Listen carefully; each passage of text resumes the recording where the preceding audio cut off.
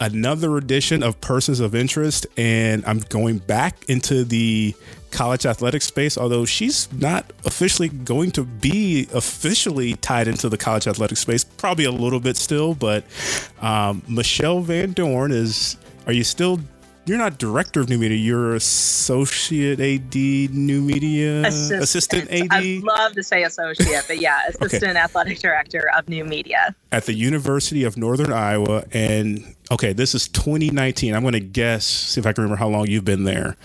I think did you start in 2014?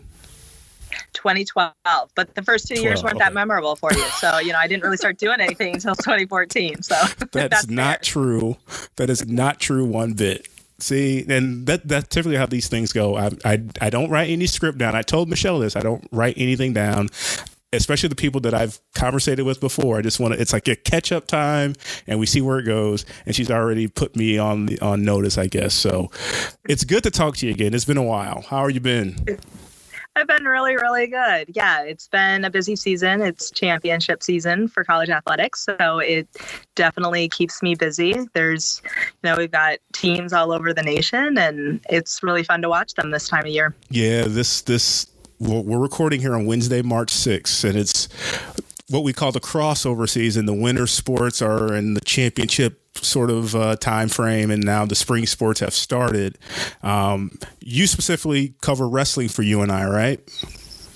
I do. So I do video and social media for all of our sports. And then I have the sports information duties just for wrestling. So I think it confuses some of those full-time sports information people. They question why I only have one sport. And usually wrestling tends to be an intern. So I think they feel bad that, this old lady is still covering wrestling. And so it's kind of fun to see the reactions. But I couldn't be happier to cover the sport that I have.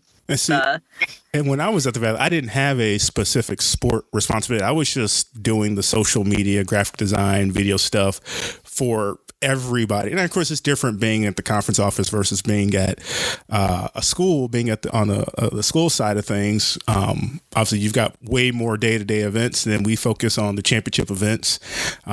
But like I said, this weekend's a big one here in St. Louis with the Missouri Valley Conference basketball tournament, which you and I will be playing in. But you're getting ready for wrestling. And where's that at this weekend? So we will be in Tulsa. We leave tomorrow morning. We'll drive on a bus. Have all day Fridays to kind of get the guys, shake things out and get used to the arena. And then they start competition on that Saturday. They'll go, there's 4 sessions. Pretty long ones. I can't remember how many matches they wrestled. I need to add that up because it's well into the hundreds overall, like with everybody. Yeah. And then we head home Sunday, hop on a bus at 9 or 10 o'clock at night, roll in about 7:30. The guys kind of hose off and head to class. So we always got to make sure that they're back on time, and they barely make it. So it's a long day. So now that I'm not in the college athletic space anymore, this is funny because the Valley doesn't have wrestling. Of course, UNI is in a different conference for wrestling, and the Missouri Valley Conference does not have wrestling. But I now work for a school district, and I'm engaged, and I go out to a lot of the activities and events. Wrestling is one of those ones that I have actually now been to and experienced myself. No idea. I've seen wrestling in the Olympics. I've seen it on TV, of course, but going in person, I never went in high school. Totally different thing. And it was actually pretty intense. And I'd never taken pictures of it either. And I did that too. Pretty fun. They do the spotlights. They do the entrances. The kids have their own music when they come out for each weight match and everything. So pretty cool experience for me. For you, did you know much about wrestling when you started at UNI as the SID? So not as much as I do now. And I would say I still have a ton to learn, but luckily my wrestling cheerleading career played into my college career for my actual work when I graduated college. But I came from a wrestling college as well. So Wartburg College is a small liberal arts college. they're known for winning championships. It's either them or Augsburg. It's 1 and 2 for the last 20 some years. I couldn't even tell you how many championships that Jim Miller won, but he got to the college and he said, you know what, we're going to start winning championships. And this was a school that was not very good at wrestling. And he said, we're going to start winning championships at the conference level and we're going to start winning at the national level. And I think some people laughed at him. And within a year or two, he had turned that program around and they haven't lost a conference championship in several decades. Like, wow. It's crazy how good they are. So it was hard to not kind of understand the basic. And I think coming from Iowa, I'm always shocked at how many people haven't seen or don't know. But yeah, so it's one of those sports that I'll be honest, I probably would have never watched on my own. And I got away from a little bit after high school when I didn't know the guys very well. And then when I started at college, or my job at the college, I still hadn't been watching that much wrestling. But when you start to really follow the names, I feel like it's a lot like politics, where when you start to understand the storylines and you start to know the names of the people, it really becomes very interesting. But I think with a lot of people with politics, they don't get into it because they don't know that basic foundation of it. Sure. So before we get too deep into what you're doing currently and then what your future is, I want to go back a little bit because I think one of the reasons why I'm doing this podcast actually is sort of to tell people's stories and, find out what makes them unique and things like that. And you weren't always working in college athletics. You come back like me. I just sort of, I'll apply for this. This could be fun. This would be cool. I know about the Valley. Let's give it a shot. And I landed there and I was there for 7.5, 8 years, whatever. And you've sort of done the same thing at UNI, but tell the folks where you started from, because you were working in the journalism field and things like that, right? Correct. So I graduated high school assuming that I would be the next sports writer at wherever. So I was going to be a journalist, but I was going to be working in sports. Went to college, and then back then it's pretty easy. They called it a double major. I really think it's more of a double emphasis. So it was print and electronic media, with the electronic side being TV and radio, because, this newfangled internet stuff was not really, not a thing per se when I was there. So I graduated and thought, now that I had gotten this TV background, I kind of wanted to go into ESPN type stuff where you're directing games and you're doing all the behind the scenes things. And then my friend that I had gone to school with, she had already graduated and she had a job at our local newspaper here in Waterloo, Iowa, and said that she had told them I would be applying. And I said, well, that's really awful because I don't want to work there. I want to go somewhere else. I have all these big plans and I don't even want to be in a newspaper. And she said, well, if you don't, it's going to look really bad on me because I've already told them this and this is my boss and this is like the real world. So I ended up applying and they called, and I think it was more of a courtesy thing and just the background of where I went to school. It's an amazing journalism school. So I went, got a job, was very upfront with them. I told them that wasn't what I was looking for and I probably would be done, soon as I found something else. And they said, well, we may not want you after the summer. So we'll just see how this goes.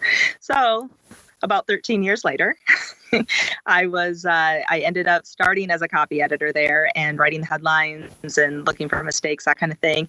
And then they started getting into more video. And they were doing more things online and trying to figure out how they can make the newspaper world, interesting to those trying to read it online. And they created a position for me. So it was an amazing opportunity. We'd never had an online editor, and I was able to be the first one at our newspaper. So that led into doing more video stuff, getting our reporters on Twitter. That was a new thing when I was there. And so, yeah, I know it's hilarious to think of. And I remember the former publisher telling me, well, this Twitter thing, I don't know why you're wasting your time. Nice. It's going to die. It's already on the way out. So I was like, well, I don't know. I still see some relevance. So most of the reporters got on board. I was very thankful that they were willing to listen. And then that job ended. And I went to Wassendorf and Associates. So this is a fun Google. Russ Wassendorf Sr. owned lot of different companies, and one of them being a brokerage firm. And then he also had the side that I worked on, which was Wassendorf and Associates. And so it was a publishing company. And my main job was to be the executive editor of his online magazine. And it taught people how to trade stocks, futures, options, that kind of thing. So something I knew nothing about, but they wanted to make it really dynamic and add more video. And they considered my lack of knowledge as kind of a plus, because if I didn't understand the article and I didn't know what to do next, then I probably wasn't going to be able to help other people who were trying to learn. Good point. So it was still a very uncomfortable and challenging learning curve, but so I was there for a year and a half.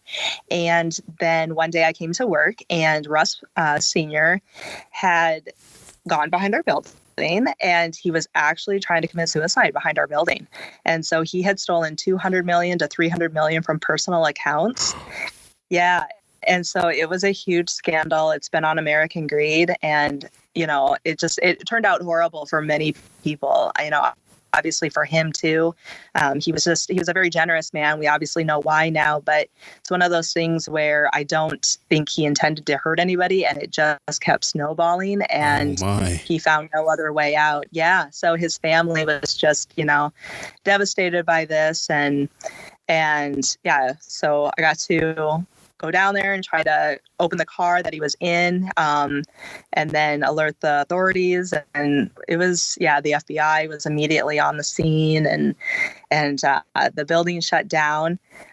We didn't know at the time how bad the damage was, as far as, we knew what he had done, that he had, taken money, but to the extent we didn't know. So we had a meeting, with all the offices. It was, he had many worldwide. There were some in China, some in Australia, all these different places. And so we tried to connect everybody together, and they explained to us, we don't know what's going to happen, but we'd love for people to come back tomorrow.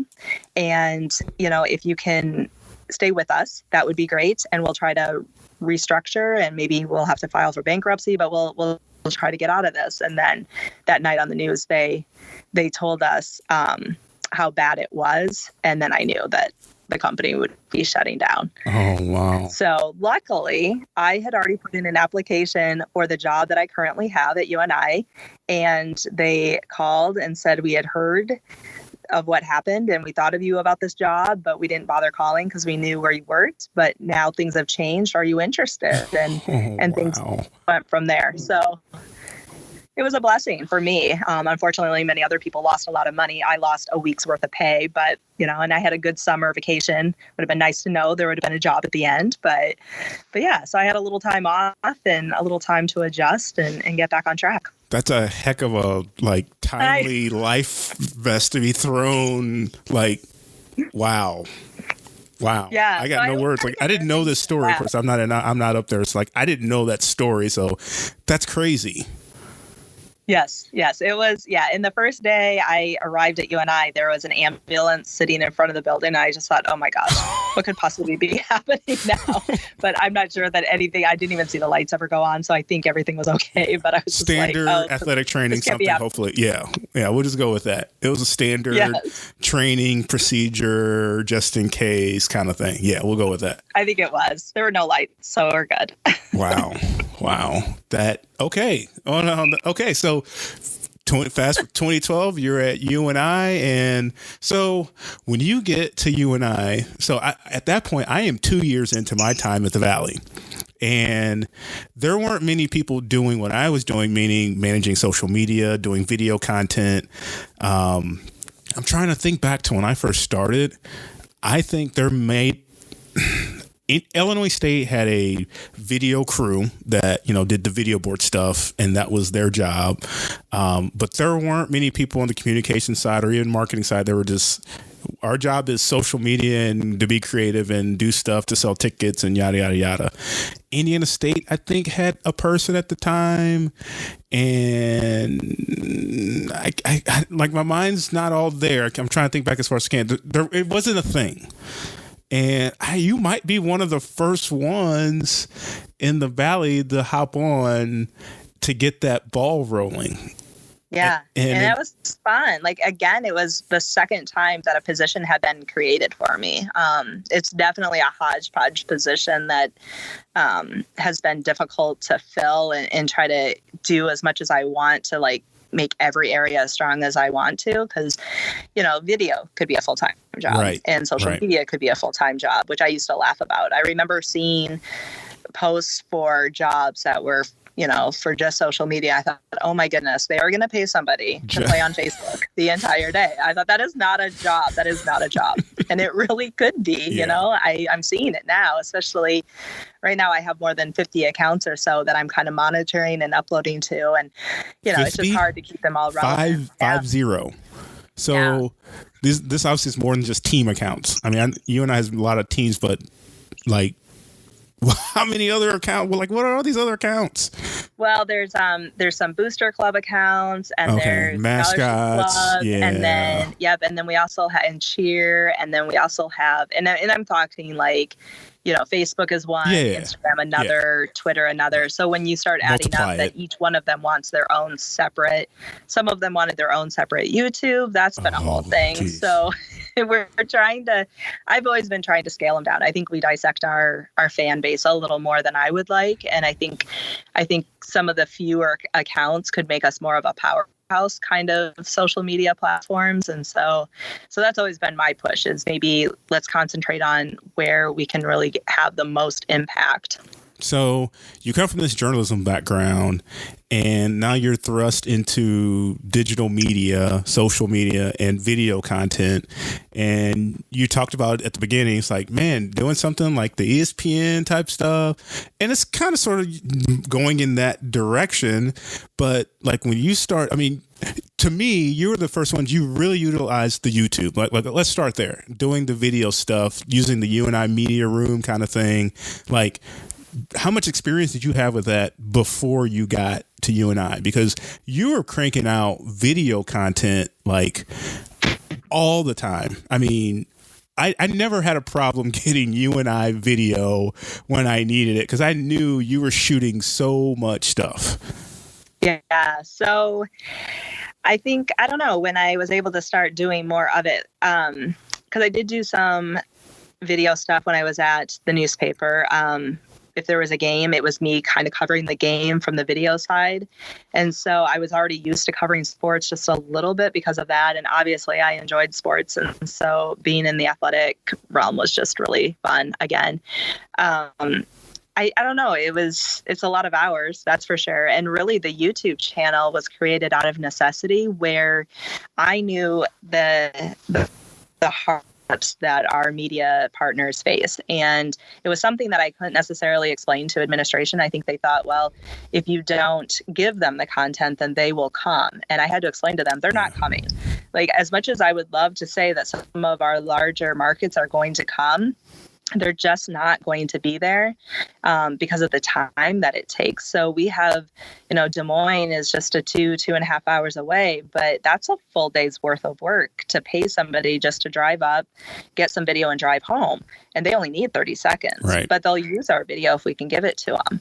But the problem is we didn't have the money to pay for an FTP site. So we had to figure out, how can we get this to them logistically that's cost effective for us and easy for them. So yeah, I created the YouTube account and tried to figure out how can people download this pretty easily, send out instructions for them to use it. So, and let them know this is for you to use on your broadcast. And if there's something that you need, just let us know, that kind of thing. So it was more out of necessity of making sure that we're reaching the markets that Panther fans are at and giving it to them when they need it.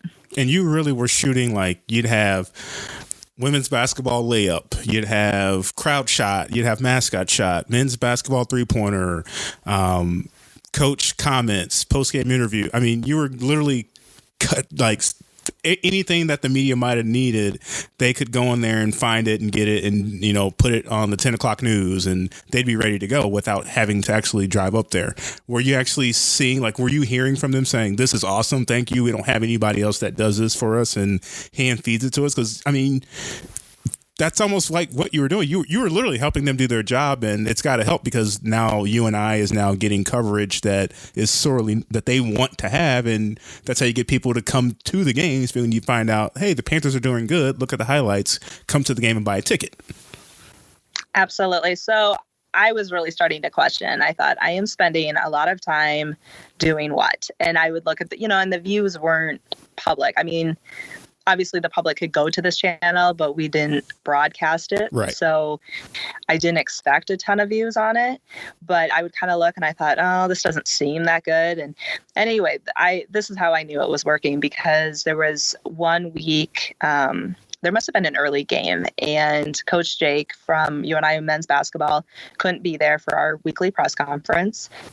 So he headed out early, missed the Monday press conference. They sent out all the clips. Here's what we got. And I immediately got about 6 emails. Where's Coach Jake? Where's the men's basketball report? And so then I'm like, oh, this is so great. Like, unfortunately, we don't have it, but now I know that you guys actually are. So it's one of those things where, even restaurants, anybody sees it. You don't hear when it's good, right? But when something goes bad, you hear about it. And so this is how I knew that, it was working. But without that, I probably wouldn't know. I did have another reporter, and this actually worked out well for print as well. We were having a problem getting the reporter and the wrestling coach connected. The reporter had to cancel, and then the wrestling coach got busy. And so anyway, he was able to go back, though, and look at the press conference that we had put online and find the comment that he needed about the question that he actually had, and the coach addressed it in the press conference. So he was able to get his quote without having to sacrifice anything for the story and spend any more time trying to get connected. So nice. It worked out in many ways. Nice. So between that, managing social media, wrestling SID, throw in some probably random other duties as assigned, graphic design, designing graphics for social, all that stuff. You're probably all over the place like I was. Was there one aspect of the job that you appreciate more, or that you're like, man, this is the one thing I really like doing, and one that you're like, man, I just got to grind through this one? Well, every Monday is a grind. It's our press conference day. And I always say the man at podium shots are by far my least favorite video to take. It's just not the most exciting stuff. No. And it's stuff that I kind of hear on a daily basis. I know our fans don't always, but it is also our probably most used. So it's really hard to argue that we shouldn't keep doing it, because it is how our media connects with our coaches. So it's been pretty great to have it available for our media, but definitely the least part of my job. Favorite part is hard to say, but it's been, and it probably is the times with the wrestlers, just because I'm a little bit closer to them. They know that I do everything for them, from graphic design to social media to their notes to dealing with the media, connecting them for interviews, that kind of thing. So I think just having more of that personal relationship with them and kind of getting to know their stories. I get to hear about a lot of the other student athletes, and not that it's not my job to know their stories as well, but it's really my job to be the one who can talk to a reporter and say, did you know that this kid had jury duty this week and he's on a 15-match win streak? And has that actually happened? Yeah, it did. You had somebody on jury duty? Yeah, jury duty on a Monday, and he had his 100th win, career victory on a Friday. So it was just kind of fun. But that's yeah, hilarious. And he's been doing well ever since. He hasn't lost since December. So hoping that continues through the end of March. Nice. Is there anything that stands out from your time at Panther Athletics that you've been there to capture? You're like, wow, that's a cool moment. And I'm asking that for a reason, because I tweeted something earlier today and I'm like getting, oh, this is awesome. And then like the other fans are like, thanks for ripping off a scab. This is awful. But just curious your feedback for someone that's seen a lot of, because the Panthers have had their share of success the last couple of years. So absolutely. There's so many. I would say I was there for Doug Schwab, our wrestling coach's first All-American since he took over the Panther helm. Mm-hmm. And yeah, the student athlete was one who hadn't really achieved that much throughout his career. I mean, he was a solid wrestler, obviously, but he actually had wanted to quit UNI as a freshman. He came from Louisiana and he hit his first winter here in Iowa, and it didn't go well. And so he actually called his dad to say that he was quitting and he was coming home and he just couldn't take it anymore. And his dad said, absolutely not. You're going to stick this out. And I'm so glad he did, because by the time he got it to be a senior, he won his first All-America. Well, not one, but he earned his first All-America title. So nice. So yeah, so he made it to the podium, and that was fun to see. But yeah, there's just been, and even in my time at the Courier, has been like some amazing experiences that I never experienced. Like, we got to fly in a Black Hawk helicopter. They wanted to give us the full experience of what it was like to be a soldier. And we had the largest deployment in Iowa, about 5,000 troops, and they were headed all over the world. And so they flew us up as media people in Black Hawk helicopters and let us spend a day and a night and the next day just kind of seeing what the training is that they go through. So we slept in the barracks with them, and that was an experience. Yeah, it was just very, very interesting to kind of see how they operate and the things that they were preparing for. And I think I got to see a little different side too, because there's not that many women that were serving. Sure. And so I got to kind of see that side of it and kind of what they were expecting going into, these Middle Eastern countries, and knowing that women are not, held in as high a regard as they would prefer. But yeah, there's just been so many things. I remember covering the funeral of a soldier. He had died in a helicopter crash. It was, I think, some sort of mechanical failure that had caused it. So it wasn't, it was still in action, but it wasn't enemy fire. But just covering that and dealing with, the family, and they were very reluctant to let us in at first. And they ended up asking one of the reporters to leave because they just didn't feel comfortable at one point. But I think the best part was they had responded after the video was done, and we're really grateful for it. It was a very, very moving funeral, which all are, but they had recorded his voice. He had read stories to his child so that the child would have that when he was overseas. And so they played that during the funeral. It was just incredible. And I found myself like being so emotional. I thought, I don't even know the soldier, but it was those kind of moments that, you really want to show people that you're not just this greedy journalist that's trying to, exploit people, but really show how he touched so many people. Yeah. Those kinds of things definitely can be moving, and it puts it all in perspective, obviously, too, about why you're doing it and what you're doing and things like that. So, well, now you're actually going to be making a transition, I hear, although still at the university in Cedar Falls, there at the University of Northern Iowa, but a new adventure coming up. Absolutely. So it's funny because at the same time last year, I actually had another opportunity to move on to our local utility company, which is an amazing, amazing company to work for. I know of very, very few people that ever quit there. They have a tenure of 20 some years for people. It's just not uncommon to find somebody that's been there 20, 30 years, because they really treat their people well. And it had very similar benefits to what I have at the university level. And so I wasn't even really looking. It's funny because the first time I applied for a job outside of athletics, I was trying to get my friend to apply. And the more I talked to her about this job, I was like, why am I not applying? Like, this is a great place to work. So I kind of applied at the last second, and not really expecting a call and not really worrying if I don't, because I just love it at UNI Athletics. But the hours just can be very tough. And so it was kind of looking for the best of both worlds there.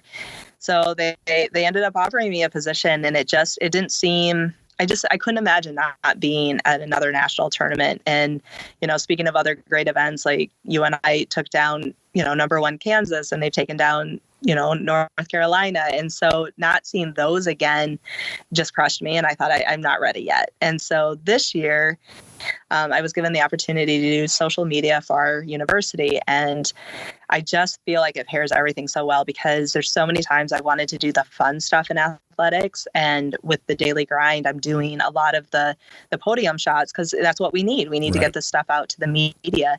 So I'm really looking forward to doing social media for the university so that I can show the fun side of athletics and still find the good stories on the academic side and still stay in that college, arena. And yes, I'm really excited to combine what I've already done with some new opportunities. I get what you're saying about A, the hours, and then B, the opportunity, because that was almost exactly, you're literally like mirroring the situation that I was in just a year ago when I was, contemplating and eventually did make the switch because I wasn't looking, but it was kind of like, well, this could be interesting. Like, you never know. And I just threw my name in the hat at the last minute, like thinking, I like my job. I love the people that I work with. So if nothing comes of it, oh, well, life goes on. And the phone call came and something did come of it. And it's kind of like, wow, this is like a great opportunity. I can still sort of be involved in sports stuff, although different kind of thing. But this was like, I'm in a new position that the school district hadn't had before. So that's like a cool professional challenge I've never had before. So it's like, wow, I don't know if this actually might come through and turn into something. And it did. And it was a little bit of us like, oh, I guess I got to make this decision. And it's like, man, I don't want to break anyone's heart. But, everyone's replaceable, life goes on, that kind of stuff. So, and of course, the Valley's continue to do great things. But yeah, it was almost like the same kind of situation. And it's kind of like, I really do enjoy having a little bit more of a normal life, like that grind of working in sports. And I always tried to tell college kids when I was at the Valley, you go do the guest speaking to, sports management and sports communication students in college about what it's like. And you tell them, yeah, I worked every Thanksgiving for the past 6 years. As you and I has hosted the MEC volleyball tournament several times. They're like, you don't get a Thanksgiving? It's like, nope. And last year was our first Thanksgiving. It was pretty nice to be at home on Thanksgiving for a change. So that's cool for you. Obviously, it's a good opportunity. And you can see both sides of the world and still be there to bleed purple and gold for you and I. And, I think that's one thing. I'm rambling here now, but a previous podcast guest, we talked about this before we started recording, but Kevin Agee, who does social media and content at the university side for Missouri State, he actually was a grad student in athletic communications at Missouri State. And he almost made the similar switch, although he was doing his graduate work while working in athletic communications and eventually got the job the university side. Now he's the voice of Missouri State on Twitter, like the university, and he shares the sports stuff, and it's created like a true culture of support. Like the folks that are on the academic side, hey, it's okay to support the sports teams because you have these students in your classes, and hey, fellow students, go support your fellow students because they play sports that represent this university. He's done a really great job of molding those two, fitting them together, and I think he's the voice of Missouri State. I told him, I was like, besides the president, who's very active on social media, you probably are the next most popular person, quote unquote popular, because he would, as he told me while we're recording, he deals with some stuff that you've got to just sort of navigate through: campus closings, parking on campus, so much, so on and so on. But you figure it out, and I think he wears it a badge of honor because he went to school at Missouri State. He loves the community, and the community, he does a lot there to make people feel aware and, invested in the university. So you've got that great opportunity to do the same thing there and take it to another level. So it's cool. I have to start following you and I, the university account now, just to keep track of you. It'll be nice. Yeah, this is a new position for you and I too. So it's really refreshing to see that they're investing that kind of time and effort into it. So yeah, this will be the third job that nobody has had before me. So it's been fun. Is that challenging? Yeah, it is, but at the same time, I feel like the bar is always so low that it's not as intimidating, because everybody's like, well, we've never had this before. So anything that happens usually ends up being better than what they had. Yeah. And you get to make it your own. And yeah, and it's just, I just feel like in this day and age, that just doesn't happen as often, because it's not like social media is new. Right. And so for this to be opening up now this late in my career and still be able to jump on, just, I don't know, I'm very blessed with it. Yeah. So, and I asked you that because that's literally the position I'm in now. It's a new position that the school district did not have. And going into it, it's kind of like, okay, what's the expectation? What am I setting myself up for here?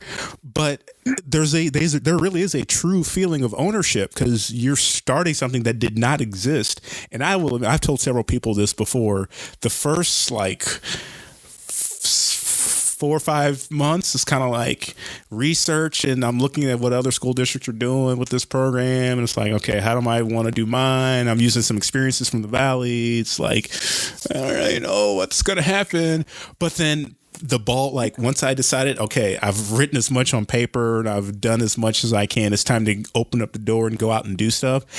And it was working. Like it just sort of, it was going in the right direction. So it was a nice sense of fulfillment that this can go right. And of course, now I'm in the mode of looking back to what that first year was, tweaking some things, getting ready for the next one, and so on. So I looked at it a little bit sort of like, man, what did I get myself into? Like, this is going to be interesting. But it was starting to work, and there's still a little bit of newness there of, like, even this week I had an event that I went to and we had a sponsor engaged at a thing, and it's kind of like, this is the first time we're doing this at this event, so we're going to see how it goes. And it actually it couldn't gone any smoother last night. So I was like really, really happy with that. So hopefully it's that smooth for you too, like jumping in there. So of course, and the university already has a Twitter account, obviously. Yes. Yeah. You're just now to be able to put some strategy behind it, some creativity behind it, and make it blossom like a flower, I guess. Right.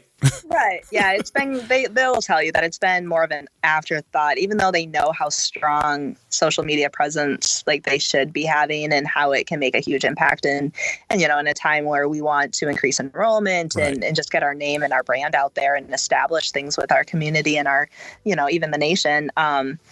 They said, when you do other things, it becomes an afterthought because you've got to get these things done. So yeah, so it'll be great, and it'll be nice to even have a team. I will still get to be able to write, I think, because I don't think they're going to say no if I want to write a feature story. They're not probably going to say no if I want to do an extra video or something like that.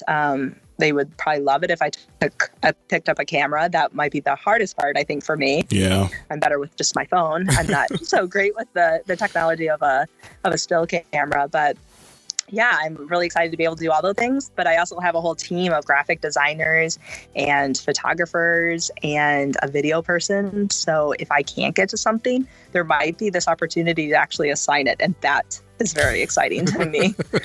Not have to feel like you're in 8 places at once. Yes, exactly. Well, I'm excited for you too. Like I said, these kinds of opportunities are always great for people that are so hardworking, that you've seen work so hard in the past. So congratulations. I'm pumped for you, and we'll definitely have to keep in touch and see where things go for you. Absolutely. Thank you.